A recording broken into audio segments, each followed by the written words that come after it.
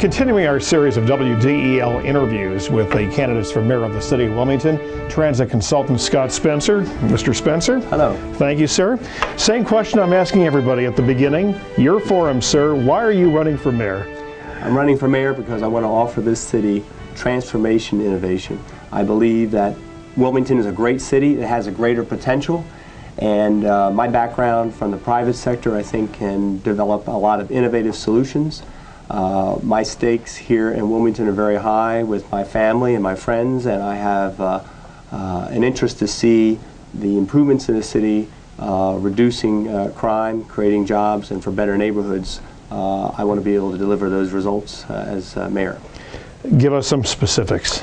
Well, you know, crime is on everybody's mind everywhere I go, and it is a problem that is complex and that we have to find near-term solutions and long-term solutions. My focus as mayor is to come up with solutions that we can find a way to do on ourselves, to be in control of the goals of more jobs, less crime, better neighborhoods. So what are things we can do? Because we can't wait on the traditional solutions we like to try to get out of Dover or out of Washington. There's a lot that we have to do on our own. So specifically on crime, I'm going to look at a two-pronged effort of near-term solutions in terms of techniques, technology, and tactics, so that our police force can be more effective in reducing crime near term. Long term, it's essential to be producing jobs to reduce crime. It's essential to be producing higher graduation rates to reduce crime. So as mayor, I'm going to be focusing on providing the leadership in those two areas in terms of jobs and education, so that long term, instead of a deterrent to the city's potential, we have some strong attributes of having more jobs and higher graduation rates, less crime, that helps our great city, Wilmington, reach a greater potential. Okay, you've laid out the framework, and surely I know you're going to fine-tune it if you were to become mayor, but give us a specific thing with regard to how the police are utilized, how there might be some intervention in a particular neighborhood. Well, certainly community policing is very important. We're going to look at some various best practices that I'm aware of from cities around the country that can help our police force be more responsive. But specifically as I'm campaigning with neighborhood associations, as I said, there's a lot that we can be in control of this goal of reducing crime, and a lot of people aren't aware of that. You don't have to necessarily call the police 911 with anything, that sometimes you can see something and say something based on issues you're aware of by calling the Wilmington Police Department's non-emergency number, 654-5151. So I've been getting people to make sure that 654-5151 is in their cell phone. A lot of people at neighborhood associations who are very active don't even have that in their cell phone. And sometimes just hearing something, even if they don't believe it makes a difference, something is suspicious, the police can put this together. So that's a very proactive way to get people involved. There is a number of techniques and tactics that I'd like to put at the disposal of police to solve problems, but there are certain things such as take-home police cars that I think we should be more proactive. We put more emphasis on take-home cars for city employees than we do police officers, and that kind of visibility in the community is important. And of course, walking and biking patrols to make better connections with the police and the community. You talked about education, you talked about fewer dropouts. Hey, the city doesn't even have a high school of its own other than specific charter schools. What realistically can a mayor do in that regard? Well, I think the mayor can put together, as I would plan to do, a task force to work with the various stakeholders, including the various school districts, to see what we can do to help the city achieve a better graduation rate. What's really important is to not look at the city as a problem, but look at the city for what it really is. It's an economic engine for the county and the state. It's the greatest asset in terms of a city's size and capabilities. So we should not let education problems fester. It's not been a problem that's worked. Yeah, but forgive me, you said task force. A lot of people have just become kind of desensitized. Numb. Yeah, they hear about another task force. Right. But in this case, the city puts more emphasis on economic development and attracting businesses than we do in attracting, for instance, an additional high school to the city. But realistically, how are you going to be able to do that? Well, I'm going to look at ways that the city can be a stronger stakeholder with the 4 school districts and the vocational district, and be able to leverage our relationships with our elected officials to get solutions that are very innovative. There are educational solutions around the country that I think have turned around the graduation rates. There is incentives for students to maintain themselves in school that we're going to look. And I think when we look at the opportunity to create a stronger partnership between businesses and our students, that becomes a way of getting greater results in graduation. That haven't we already seen that, mentoring and all the rest? Yeah, but it has not been across the board with all the school districts. It has not been used to track, what are the measurable results. Yes, there have been pockets of mentoring programs, but nothing that is consistently across the board with all 4 school districts. I'm also, as mayor, going to, as I said, look for best practices of what schools around the country. Too many times, with the local control of the school districts, we look within ourselves to try to find solutions. I'm convinced, as I've worked as a consultant around the country with challenging problems in the transit industry, I don't go around trying to come up with my own solutions.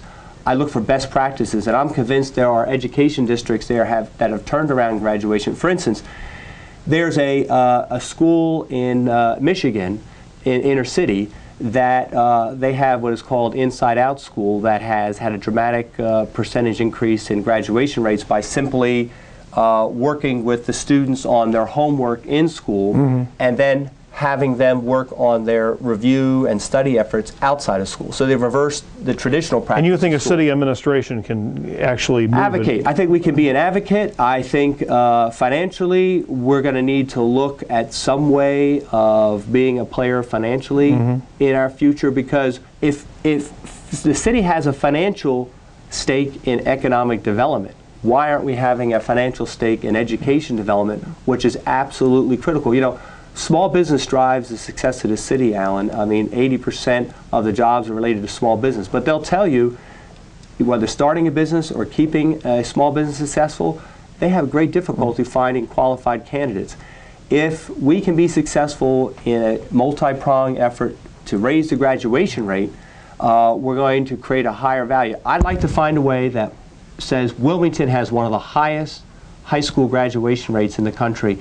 That's a strong selling point to bring business. Absolutely. And reduce crime. Some of your opponents have talked about what they have done in terms of their titles. That. I don't look at them as opponents. My whole philosophy is politically different approach. All right. Well, the people running against you, okay? They're in a team tryout, in my view. So they're just my Democratic colleagues. Well, a state representative plays up his relationships in the General Assembly. A reverend plays up how he can motivate a congregation. A member of City Council plays up knowing the inner workings of how Wilmington works. In that sense, you're an outsider. So what, as appealing as your ideas might be, what can you bring to the table that they can't, since you don't have those titles on your resume? I'll say to all those attributes, they're very strong.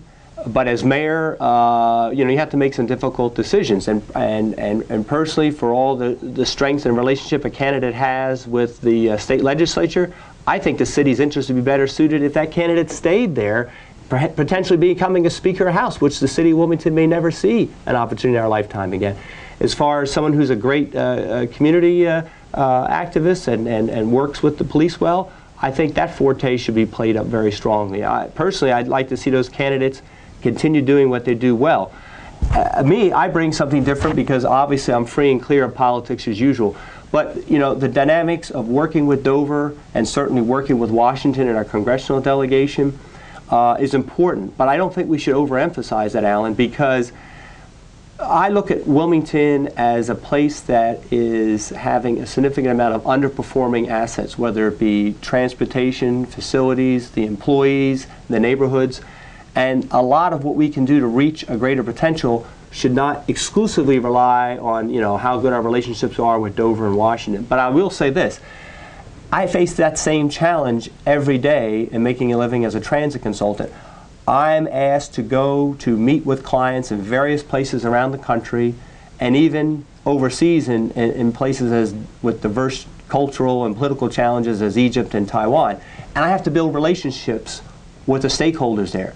I have to build credibility to make recommendations. So you're touting your rapport and your ability to form these relationships. I do it all the time in a wide array. And not only that, I have to make recommendations that are successfully implemented after I leave these places. That's how important my recommendations have to be, and get the results to have credibility to work someplace else next. So I see my challenges as mayor of Wilmington being no different. I'll be, I believe, very successful in developing the relationship necessary at Dover and Washington, but I think there's a greater potential for us to be in control of the goal of what we can do for our education, our economy, jobs, and neighborhoods. And that, I think, raises our profile with Dover and Washington when they see that we've taken initiatives to create jobs and reduce crime without always going to them for the money or the solution. Gotcha. Okay, Mayor Baker. I've asked this of all the candidates. Mayor Baker famously said in his final State of the City budget address, and these were extemporaneous comments at the end, basically the big challenge is, can Wilmington be a city? Can it remain a city? And what he was alluding to was the city's inability to annex, constraints on the city of Wilmington imposed by Dover, all the rest. He was questioning whether Wilmington can continue to prosper as a city.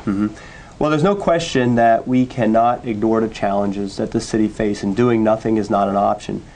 And I think he was brutally honest that if we just coast on the path that we have been on, the viability of the city, particularly financially, in terms of our crime rate, is going to come under serious question. I don't take that lightly, and I appreciated hearing the mayor's remarks about that.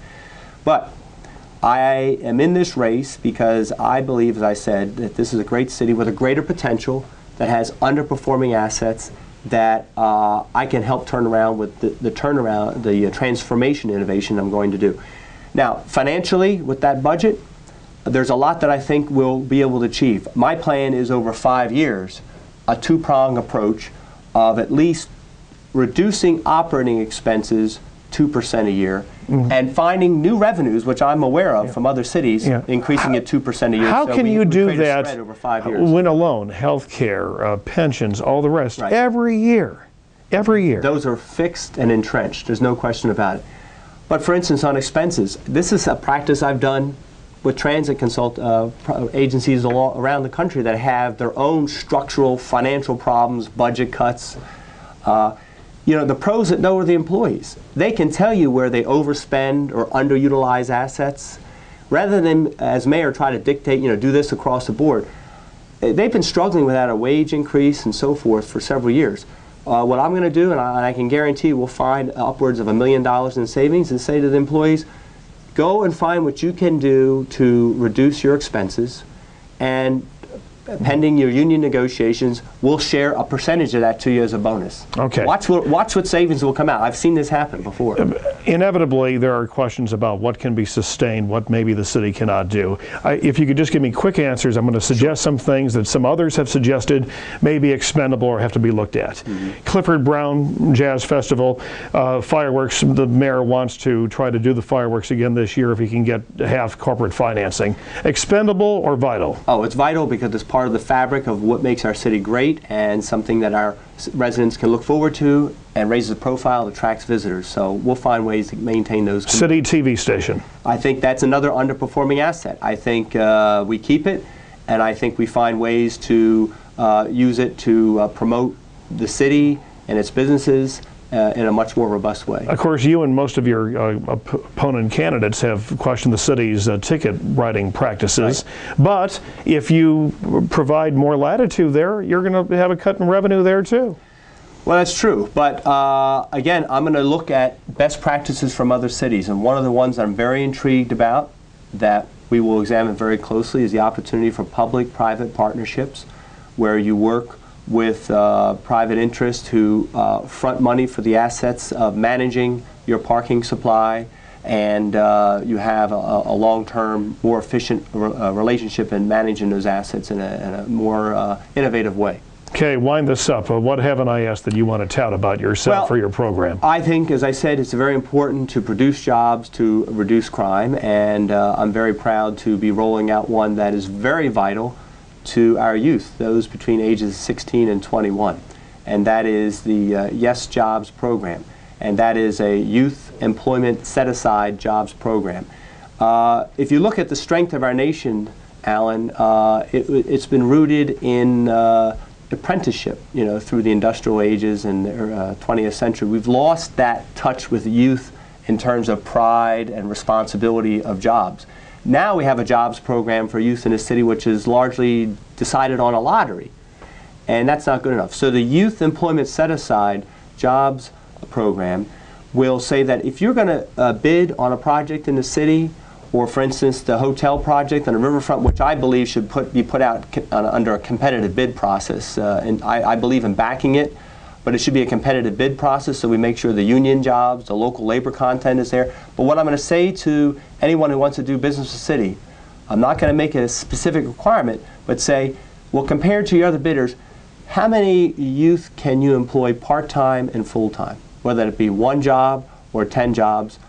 Tell us what you think you can do. Doesn't that potentially put put pressure on them? They'll say, well, heck with this, we'll just go somewhere else. No, because there's businesses that want to do business with the city, that want financial assistance, they want tax breaks. I think this will be a model for creating other jobs that involve state money and even federal money in the future. I think that there should be a commitment of businesses that want to use public resources and funds to have a youth employment set aside of some part-time and full-time jobs. And the goal, Allan, is, for instance, a hotel on the riverfront, adding to other businesses that use funds, is to create a number of youth jobs so we have a nice bank of jobs which our youth can be counted to be employed on year after year.